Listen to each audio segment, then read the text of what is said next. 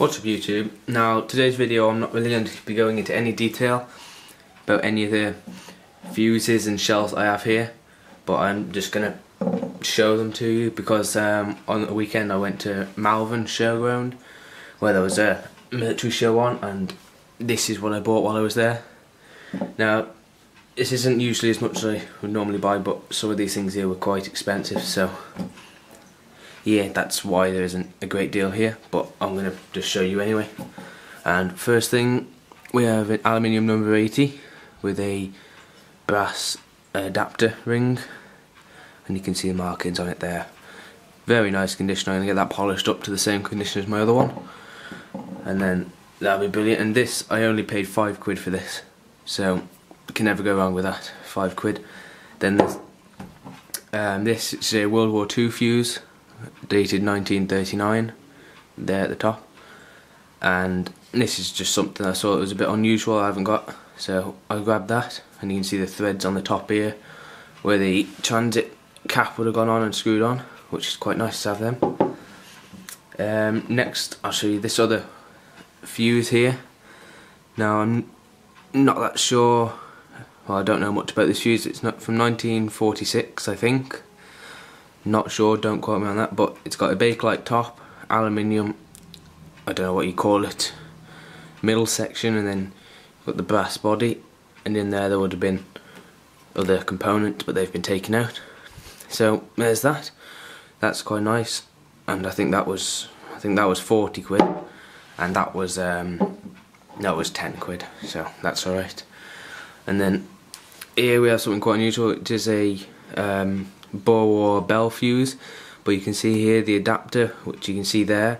This one is actually made out of brass, which is very unusual, and it's quite an early one. It's from 1895, so it's quite nice. There is a good bit of damage there, but it's not that bad, and I do need to get a new dome for my one, just because the brass is that bad that it has completely corroded away, and you can see it just breaks off very easily. So I'm going to get that apart and then just get a new top for it, which will then look good. And that was a tenner again, so that's quite nice.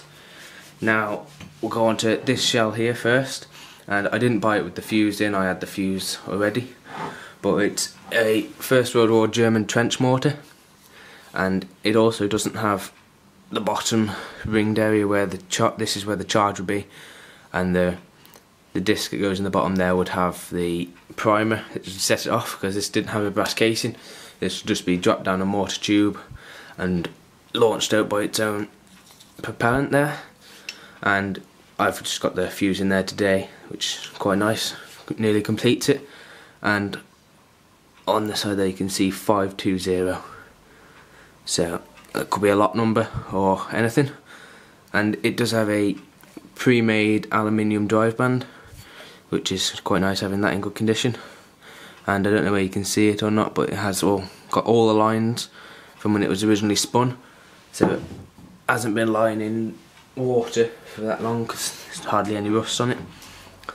And that was, I think, £40 without the fuse, and yeah, so that's not that bad.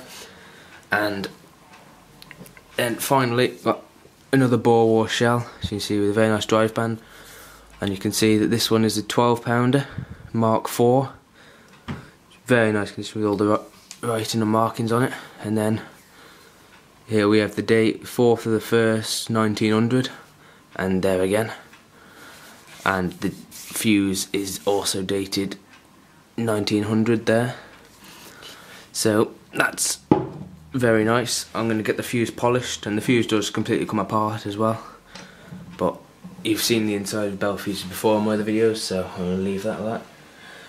And that's pretty much going to be it for this video, and that was £120. That's why I haven't got as many things as I normally got. Usually when I go to the shows I try to buy a gun, but because of that I didn't buy one this time. But it's very nice and quite rare, so I'm happy with that. So that's going to be it for this video, and my next video is probably just going to be a review on a different fuse that I've got, which is a very nice fuse. I'm not going to tell you which one it is though, but that'll be it for this video. So